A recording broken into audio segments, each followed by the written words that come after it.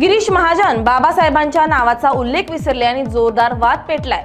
त्याचेच पडसाद नाशकातही उमटलेत, पाहूयात। काल 77वा प्रजासत्ताक दिन संपूर्ण देशामध्ये जो आहे तो उत्साहात पार पडला। मात्र संपूर्ण राज्याचं लक्ष जे आहे ते काल नाशिकमध्ये लागले होतं। नाशिक हा केंद्रबिंदू काल बघत होते सगळेजण, कारण काल मंत्री गिरीश महाजन यांच्याकडून जे आहेत बाबासाहेबांचा भाषणादरम्यान उल्लेख झाला नाही, यांनी त्याच्यावरती आवाज उठवला। त्या आपल्यासोबत आहेत माधवी जाधव ह्या आपल्यासोबत आहेत, वन विभागाच्या कर्मचारी आहेत।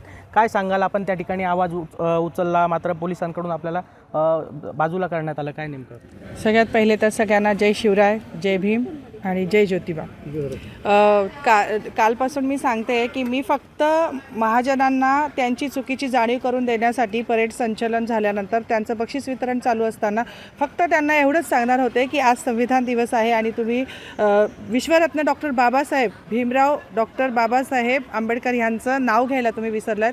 हे फक्त मी त्यांना कॉल करून सांगणार होते की सर तुमचं हे चुकलं आहे, हे असं व्हायला नको होतं। एक बाबासाहेबांबद्दलचा असलेला आदर प्रेम मला त्याबद्दल त्यांना ते कळून द्यायचं होतं की त्यांची चूक लक्षात आणून द्यायची होती।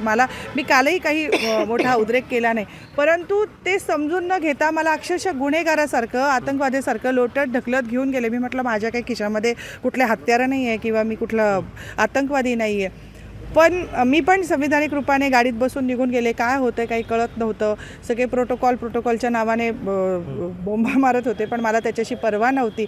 मला फक्त माझ्या बाबासाहेबांनी कधी काळी हिंदू कोड बिलासाठी कायदेमंत्री पदाचा जो राजीनामा दिला होता ते त्यांचा असलेले उपकार मला काल त्यांचे फेडायचे होते, तर तेच माझ्या फक्त डोळ्यापुढे होतं। आणि काही नाही, मग पुढे तुम्ही बघितलं की माझ्यावर तक्रार दाखल करण्याचा खूप प्रयत्न केला, पण त्याच्यात ते अयशस्वी झाले, कारण मी कुठलाच प्रोटोकॉल तोडला नव्हता। आणि नंतर त्यांचं वक्तव्य आलं, मला वाटतं अर्ध्या तासातच त्यांनी दिलगिरी व्यक्त केली, पण दिलगिरी हा शब्द विश्वरत्न डॉक्टर भीमराव आंबेडकर ह्यांच्या कालच्या दिवसाच्या पुढे फारच छोटा आणि खूप कचकडीसारखा तकलादू आहे। तर आमचं म्हणणं असं आहे की ज्या दिवशी आमच्या तमाम आंबेडकरवादी अनुयायांचं, आमच्या दोघींचं स्पेशली की जी ट्रीटमेंट आम्हाला काल आतंकवादीसारखे दिली, म्हणजे उमरासुद्धा आम्हाला ओलांडू देत नव्हते, पोलीस स्टेशनच्या बाहेर लोक आम्हाला भेटायला येत होते, आम्हाला बाहेर काय चाललं आहे काहीच माहिती नव्हतं, तर आम्हाला त्या पोलीस स्टेशनच्या बाहेरसुद्धा पडू देत नव्हते। तर ही जी काही ट्रीटमेंट दिली ती फक्त एका पदाधिकाऱ्याला त्याच्या चुकीची जाणीव करून देण्याची ही मोठी सजा होती। ॲक्च्युली ती चूक नव्हती, चूक त्यांची होती। म्हणजे असं म्हणता ना, राव करील ते गाव करील ते राव काय करील। काल आम्ही गाव होतो, ते राव होते, पण राव चुकत नाही असं नाही ना, गाव त्याला लक्षात देतं तर त्या रावने ते लक्षात घ्यायला पाहिजे, त्याने आव नव्हतं आणायला पाहिजे। तर त्या आतंकवादीसारखा तो जो आमचा अपमान झाला आहे, तर त्याबद्दल त्याच्यानंतर आमच्या तमाम अनुयायी जे भारतीय आंबेडकरांचे जे अनुयायी आहेत त्यांच्यासाठी आणि तमाम भारतीय नागरिकांसाठी, अर्थात आता हा त्यांचं मत आहे की तमाम भारतीयांमध्ये सगळेच आले 12 पगड जाती, तर ते जर बाबासाहेबांना आपल्याला मानत असतील, ते आपलं मानत असतील, तर त्यांच्याही भावना दुखावल्या असतील असं गृहीत धरून तमाम भारतीय नागरिकांच्या पण मी लिखित स्वरूपात त्यांच्याकडे माफीनामा मागते आहे। आणि मी काल पण स्टँड घेतला होता की ते FIR जर मध्ये बसले ॲट्रॉसिटीचे तर ती पोलिसांनी स्वीकारावी, नाही लवकरात लवकर स्वीकारली तर मी उपोषणाला बसणार। आणि आता ते बसत नाही हे त्यांचं सुदैव आहे। आणि आता जर त्यांनी जर हा लिखित स्वरूपाचा हे दिला नाही, माफीनामा दिला नाही, आणि दुसरी गोष्ट लिखित स्वरूपाचा माफीनामा तो त्यांनी द्यावा, आणि दुसरी गोष्ट ते दिलगिरीमध्ये तो पुन्हा ते एक शब्द वारंवार हे करताय, त्यांनी माफीनामा देताना भारतरत्न, आपल्या भारतातून भारतरत्न डॉक्टर भीमराव रामजी आंबेडकर असं मोठं त्यांचं नाव जे आहे ते विश्वभूषण असं त्याचा नामोल्लेख करून त्यांनी तो माफीनामा द्यावा। कारण आत्तासुद्धा ते एका व्यक्तीचं तो काही कोणी बकऱ्या चरणारा व्यक्ती नव्हता, तो काही कोणी गल्लीमध्ये गोट्या खेळणारा व्यक्ती नव्हता, तो रात्रीचा दिव्यांखाली बसून अभ्यास करणारा, आपल्या समाजाला अंधारातून उजेडात नेणारा एक दिव्य असा महात्मा होता, आहे, राहणार आमच्यासाठी।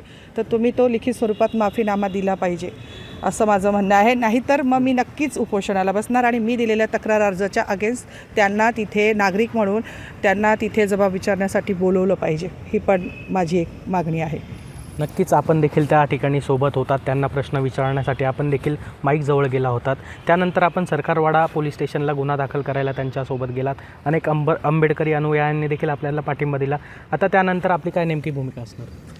भूमिका आमची हीच आहे की मंत्री महोदयांनी माफीनामा मागावा आणि त्यांनी लिखित स्वरूपात माफीनामा द्यावा आणि त्यांनी जे शब्द वापरलेले आहेत की दिलगिरी व्यक्त करतो किंवा अनावधानाने चूक झालेली आहे, त्यांच्या प्रतिष्ठेला एकतर हा अनावधानाने हा शब्द शोभतच नाही.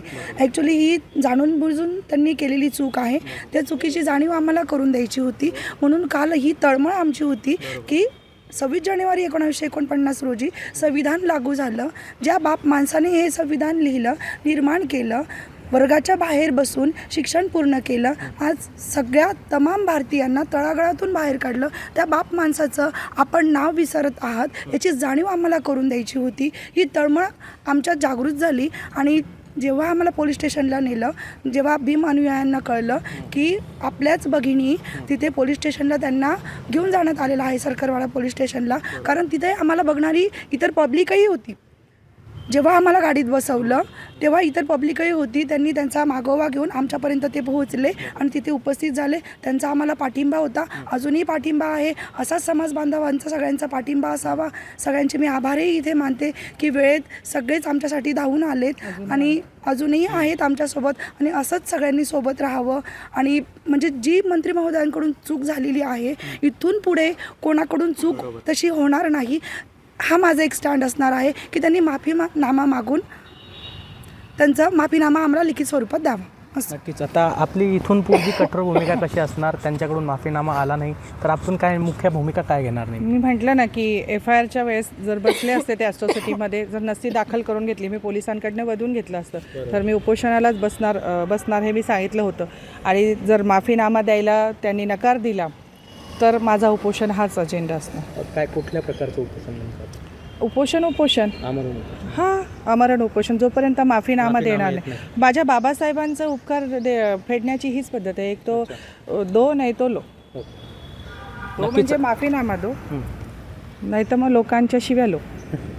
ओव्या नाही भेटणार तुम्हाला. नक्कीच. आपण जर या ठिकाणी बघितलं तर मंत्री गिरीश महाजन यांनी लेखी स्वरूपात जो आहे हा माफीनामा आम्हाला द्यावा आणि त्यावरती डॉक्टर बाबासाहेब आंबेडकरांचं ठळक नाव असावं आणि लिखित स्वरूपात हा माफीनामा त्यांनी जाहीर करावा अशी भूमिका त्यांनी घेतली आहे. आणि जर असं काही केलं नाही तर आमच्याकडून आमरण उपोषण या ठिकाणी करण्यात येईल असं देखील त्यांच्याकडून एकंदरीत सांगण्यात येत आहे.